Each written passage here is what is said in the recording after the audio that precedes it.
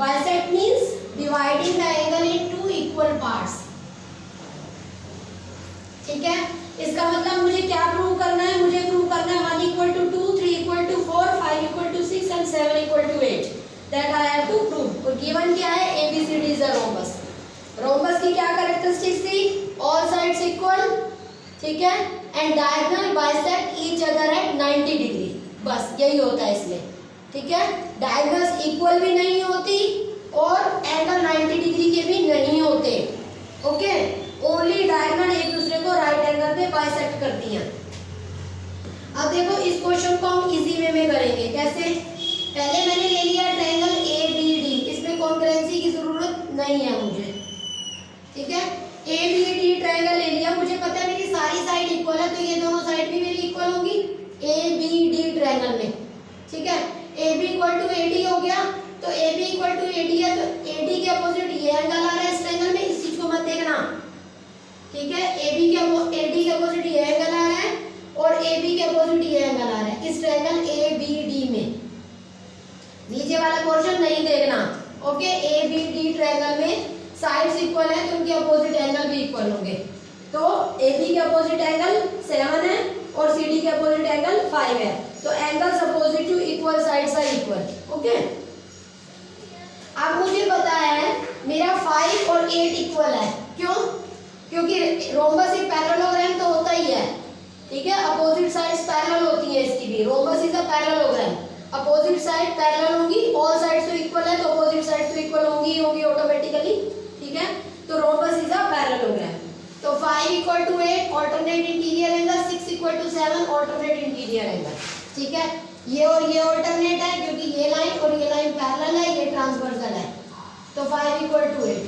ठीक है, उसके बाद ये लाइन और ये लाइन पैरेलल है। ठीक है, और ये ट्रांसवर्सल है, ये और ये ऑल्टरनेट है, ये और ये ऑल्टरनेट है। 5 equal to 8 and 6 equal to 7। अभी अभी मैंने बोला 7 इक्वल टू 5 है, मतलब 7 और 5 इक्वल है, तो इसका मतलब ये चारों मेरे इक्वल है। ठीक है, 5 8 के इक्वल है, 6 7 के इक्वल है, लेकिन 5 और 7 भी मैंने इक्वल प्रूव कर दिए। तो इसका मतलब मैं क्या कह सकती हूँ, 5 इक्वल टू 6 भी कह सकती हूँ और 7 इक्वल टू 8 भी कह सकती हूँ। यही मुझे प्रूव करना था कि BD bisect angle B and D। Similarly AC bisect angle A and C। अगर तो क्वेश्चन 3 नंबर या 4 नंबर का आता है तो सिमिलरली करके लिखने में कोई दिक्कत नहीं है, लेकिन अगर यही क्वेश्चन 5 नंबर में आ जाता है हमारा, तो उस केस में फिर तुम AC वाला केस भी करके दिखा देना। उस केस में ABC ट्रायंगल ले लेना और AB और BC को इक्वल बोल देना। ठीक है, करके देख सकते हो। ठीक है, घर पे भी उस केस में ABC ट्रायंगल ले लेना नेक्स्ट पार्ट के लिए। एक पार्ट तो मैंने कर दिया, दूसरा सिमिलरली करके वैसे तो लिखना है, लेकिन स्टिल अगर बड़े क्वेश्चन में आ जाता है तो ABC ट्रायंगल लेके ये और ये इक्वल है तो उसके अपोजिट ये एंगल इक्वल हो जाएंगे 1 and 3। इसके अपोजिट ये एंगल है और इसके अपोजिट ये एंगल है, और फिर उसके बाद ये और ये इक्वल है, ये और ये इक्वल है ऑल्टरनेट इंटीरियर से।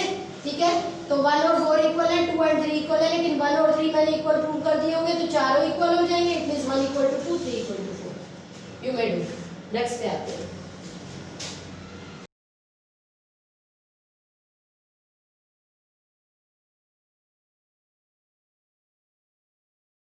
CD रेक्टेंगल दे रखा है आपको और साथ में दे रखा है कि AC जो है वो एंगल A और एंगल C को बाइसेक्ट कर रही है। AC is bisecting angle A and angle C, मतलब एंगल 1 2 के इक्वल है, 3 4 के इक्वल है, ये मुझे दे रखा है। मुझे प्रूव क्या करना है, ABCD is a square, ABCD को स्क्वायर प्रूव करना है और साथ में 5 BD bisecting angle B and D prove करना है। BD bisecting angle B and D prove करना है, मतलब 5 6 के इक्वल प्रूव करना है और 7 8 के इक्वल प्रूव करना है।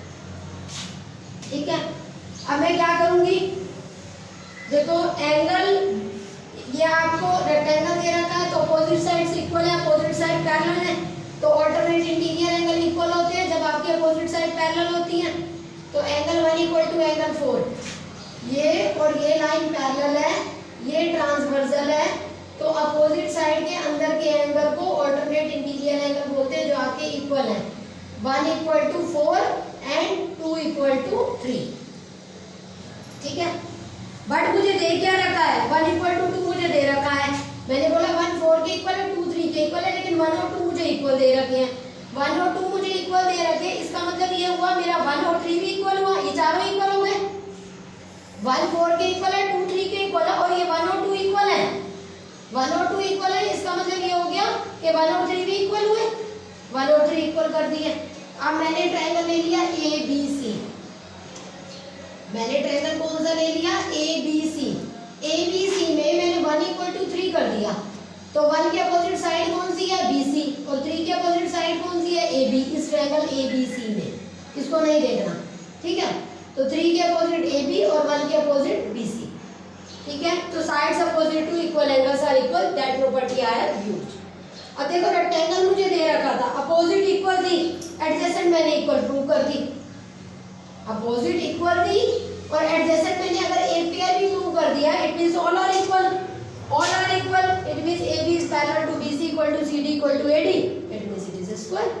ऑल साइड्स इक्वल प्रूव कर दी। रेक्टेंगल पहले ही था, सारे एंगल 90 के थे, तो 101% ये स्क्वायर है, क्योंकि सारे एंगल 90 के पहले ही गिवन है, और सारी साइड्स मैंने प्रूव कर दी। अपोजिट दे रखी थी, एक एडजेसेंट पेयर प्रूव करने का मतलब है ये इसके इक्वल है, ये इसके इक्वल है, लेकिन ये दोनों इक्वल है, इसका मतलब ये इसके भी इक्वल है, ये इसके भी इक्वल है।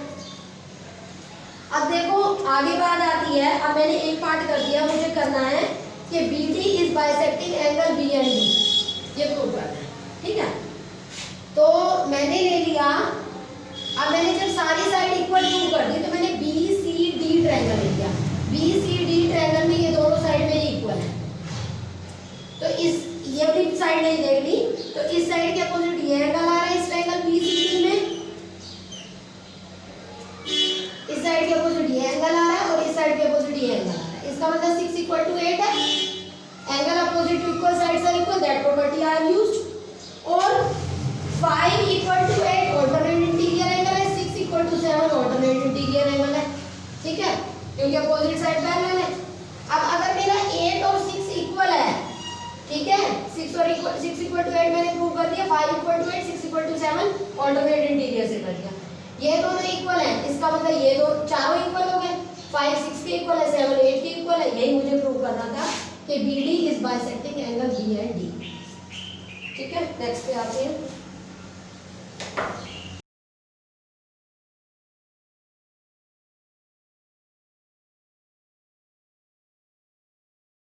BCD is a parallelogram, और साथ में दे रखा है DP = BQ। ये DP और ये BQ इक्वल दे रखा है, ठीक है? और मिडल में भी एक फिगर ड्रॉन है आपकी, दिख रही है ना आपको? डायगोनल के ऊपर 2 पॉइंट लिए हुए P and Q, और उन्हें उन डायगोनल्स के ऊपर जो पॉइंट लिए हैं उन्हें A और C वर्टेक्स से ज्वाइन किया हुआ है, जिससे आपके एक मिडल में भी फिगर बन रही है। अब इसमें गिवन ये दो चीजें, पैरेललोग्राम गिवन है और DP = BQ गिवन है, और जो प्रूव करना है रिक्वायर्ड टू प्रूव में चारों पार्ट्स लिख लेना, मैं वन वन करके एक्सप्लेन कर रही हूँ। फर्स्ट पार्ट क्या है? आपको प्रूव करना है APD एंड CQB ट्रायंगल, ये छोटे वाले दोनों ट्रायंगल को कॉन्ग्रुएंट प्रूव करना है, ओके? तो आपको ABCD पैरेललोग्राम गिवन है, तो opposite sides are equal, AD = CB, ठीक है? और DP = BQ पहले से ही मुझे गिवन है, वो मैंने यूज कर लिया। और ये एंगल 1 और ये एंगल 2 ऑल्टरनेट इंटीरियर एंगल बन रहे हैं, क्यों? क्योंकि ABCD पैरेललोग्राम गिवन है, तो अगर आपकी ABCD पैरेललोग्राम गिवन है, तो ये साइड और ये साइड आपकी पैरेलल है, अपोजिट साइड पैरेलल है, और ये आपकी ट्रांसवर्सल है, ठीक है? तो ये और ये पैरेलल है। AD = CB भी पैरेलल है, AD = CB पैरेलल है, और ये ट्रांसवर्सल है, तो ये और ये आपके ऑल्टरनेट इंटीरियर एंगल बन रहे हैं, एंगल 1 और एंगल 2, ठीक है?